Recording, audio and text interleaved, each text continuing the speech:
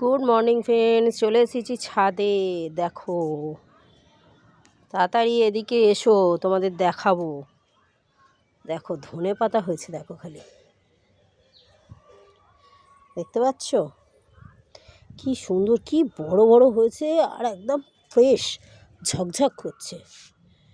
তো কয়েকটা ধনে পাতা আমি তুলবো, মানে গাছ পুরো তুলবো না, শুধু একটু পাতা ভেঙে নেবো। এই যে দেখো, শুধু একটু পাতা ভেঙে নেব, তাহলে করে কি হবে, গাছটা তো থাকবেই, আরও আমাকে পাতা দিতে থাকবে এবং আমি হারভেস্টিং করতে থাকবো।